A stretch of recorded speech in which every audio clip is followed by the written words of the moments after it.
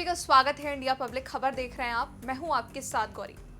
भारत पर आतंकवादी हमले करने का क्या अंजाम होता है, ये कल पूरी दुनिया ने देखा। आधी रात को पाकिस्तान के अलग अलग आतंकी ठिकानों पर ताबड़तोड़ मिसाइलें दागकर आतंकी अड्डों को नष्ट कर दिया गया, जिसमें लगभग 100 आतंकियों के मारे जाने की खबर है, जिसमें से कुख्यात आतंकी भी थे।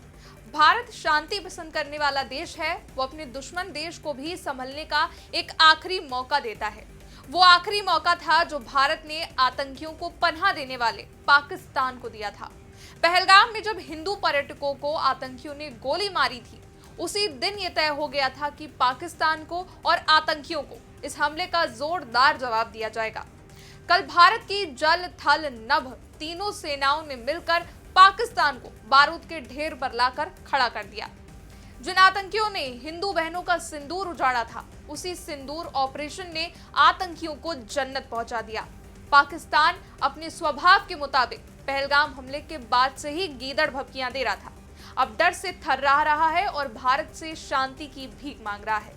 इस वक्त पाकिस्तान में दहशत और अनिश्चितताओं का माहौल है। ये सबको पता है कि भारत की सैन्य शक्ति के आगे पाकिस्तान कुछ घंटे भी नहीं ठहर पाने की स्थिति में है। लेकिन वहां का बड़बोला सेना प्रमुख और कट्टरपंथी परमाणु हमले की गीदड़ भभकियां देने से बाज नहीं आ रहे हैं। अगर पाकिस्तान ने किसी तरह की हिम्मत की तो अंजाम भी उसको पता है कि कितना भयावह होगा।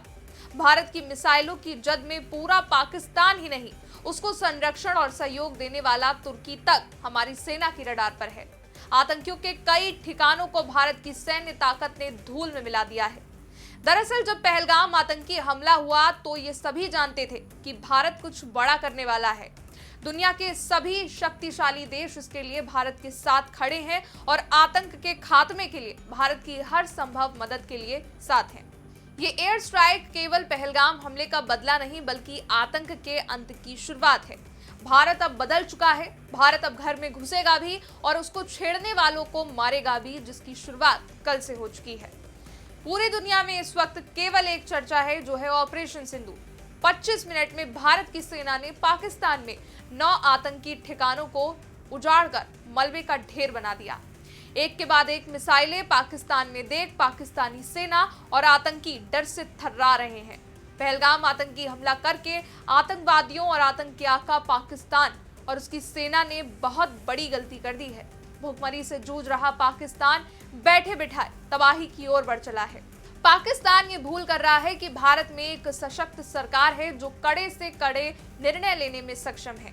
पहलगाम हमले के बाद भारत के प्रधानमंत्री नरेंद्र मोदी का ये बयान कि आतंकवादियों ने पहलगाम में हमला करके बहुत बड़ी गलती कर दी है, इसकी उनको बहुत बड़ी कीमत चुकानी पड़ेगी, अपने आप में एक बड़ा संदेश था, जिसके तहत तीनों सेनाओं को सैन्य कार्यवाही करने के लिए भारत सरकार ने छूट भी दे दी।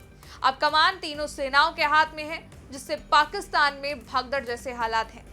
इंडियन एयरफोर्स की शक्ति और क्षमता का अंदाजा इसी से लगाया जा सकता है कि मात्र 25 मिनट में 9 आतंकी ठिकानों को टारगेट किया, जो 100% सटीक निशाने पर था, और ये 9 आतंकी ठिकाने नेस्त और नाबूद हो गए। इस एयर स्ट्राइक में एक दो नहीं बल्कि 100 से भी ज्यादा आतंकी मारे गए हैं। इस तबाही में लश्कर-ए-तैयबा के कमांडर हाफिज अब्दुल मलिक भी शामिल है। साथ ही मलिक मुर्दके स्थित मरकज तैयबा एयर स्ट्राइक में भी धाराशायी हो चुका है। ये एयर स्ट्राइक जिन ठिकानों पर हुई है, अब उनकी भी जानकारी आपको देते हैं। तो बहावलपुर, जो अंतर्राष्ट्रीय सीमा से लगभग 100 किलोमीटर दूरी पर है, जहां जैश-ए-मोहम्मद का मुख्यालय था, जिसको भारतीय सेना ने ध्वस्त कर दिया है। मुरीद के यह आतंकी ठिकाना इंटरनेशनल बॉर्डर से 30 किलोमीटर की दूरी पर था। यहाँ लश्कर-ए-तैयबा का शिविर था, जो कि 26/11 मुंबई हमले से जुड़ा था। गुलपुर, यह आतंकी ठिकाना LOC पूंछ राजौरी से 35 किलोमीटर दूर है। लश्कर कैंप सवाई, यह आतंकी ठिकाना POK तंगधार सेक्टर के अंदर 30 किलोमीटर दूर है।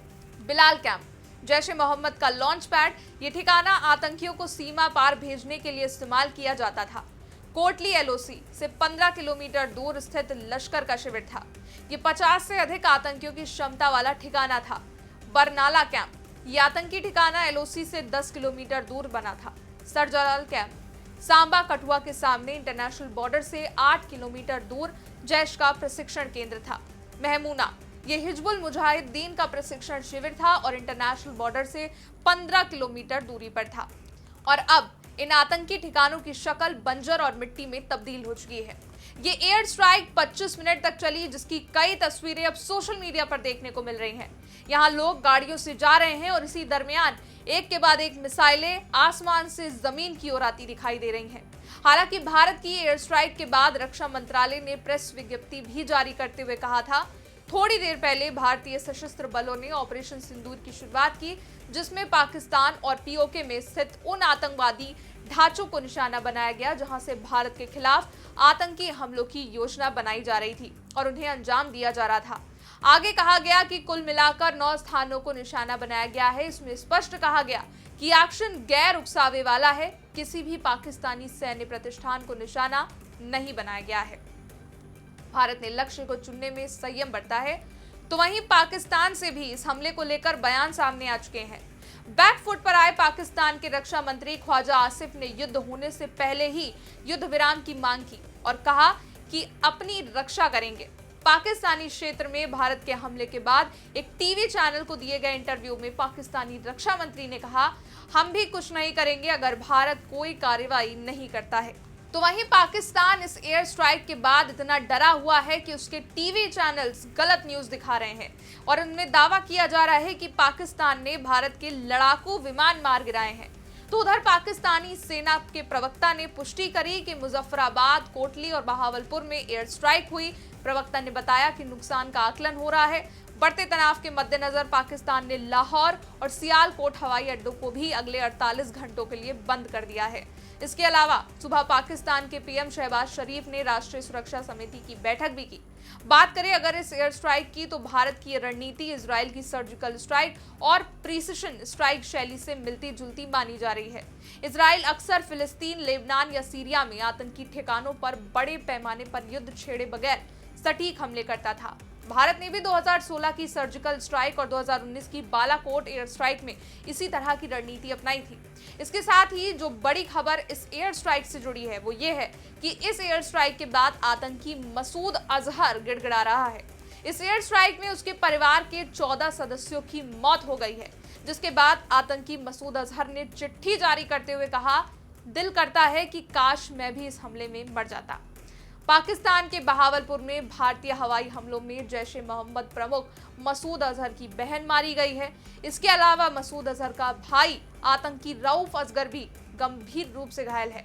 मरने वालों की लिस्ट में मसूद अजहर के भाई और भारत के मोस्ट वांटेड आतंकी रऊफ असगर का बेटा हुजैफा भी शामिल है। इसके अलावा रऊफ असगर के भाई की पत्नी की भी मौत की खबर आ रही है। ये मसूद अजहर वही है जो जैश ए मोहम्मद का संस्थापक और मोस्ट वांटेड आतंकी है। मसूद अजहर को 1999 में इंडियन एयरलाइंस को हाईजैक करने के मामले में गिरफ्तार किया गया था, लेकिन बाद में उसको बंधकों की रिहाई के बदले छोड़ दिया गया था। इसके बाद से वो पाकिस्तान में चूहों की तरह छिपकर आतंकी हमले करवाता है। 2019 में पुलवामा में आत्मघाती हमला जैसे कई बड़े आतंकी हमले इस मसूद अजहर ने किए, लेकिन इस ऑपरेशन सिंदूर में मसूद अजहर के आतंकी ठिकानों पर मिसाइल द्वारा हमला किया गया है, जिसमें बहावलपुर में उसका मदरसा और जैश का मुख्यालय पूरी तरह तबाह हो चुका है। अब भारत सरकार की इस कार्यवाही के बाद भारत देश का हर नागरिक सेना और सरकार का धन्यवाद कर रहा है। सेना की ओर से भी एयर स्ट्राइक के बाद प्रेस ब्रीफिंग की गई। इस दौरान भारत के विदेश सचिव विक्रम मिस्री ने कहा, पहलगाम हमला स्पष्ट रूप से जम्मू कश्मीर में बहाल हो रही स्थिति को प्रभावित करने के लिए किया गया था। पिछले साल 2.25 करोड़ से ज्यादा पर्यटक कश्मीर आए थे। हमले का तरीका जम्मू कश्मीर और शेष राष्ट्र में सांप्रदायिक दंगे भड़काना था, लेकिन इसको भारत सरकार और देश के नागरिकों ने विफल कर दिया। इसके अलावा विंग कमांडर व्योमिका सिंह ने ब्रीफिंग देते हुए कहा, पुख्ता इंटेलिजेंस इनपुट के बाद ऑपरेशन सिंदूर को अंजाम दिया गया था। पाकिस्तान के मुजफ्फराबाद में लश्कर के ट्रेनिंग सेंटर पर हमला किया गया। आतंकियों ने यहीं से प्रशिक्षण लिया था। आतंकियों की रीढ़ तोड़ने की कार्रवाई की गई। बरनाला कैंप भी ध्वस्त किया गया। सियालकोट में महमूना कैंप को भी नष्ट किया गया।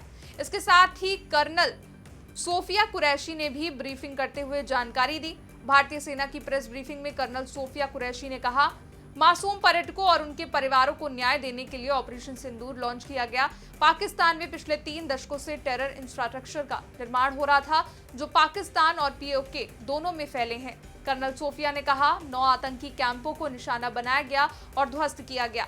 पिछले 3 दशकों से पाकिस्तान ने व्यवस्थित तरीके से आतंकी ढांचे का निर्माण किया, जो आतंकी कैंपों और लॉन्च पैड के लिए पनाहगाह रहा है। उत्तर में सवाई नाला और दक्षिण में बहावलपुर में स्थित मशहूर प्रशिक्षण शिविर को निशाना बनाया गया।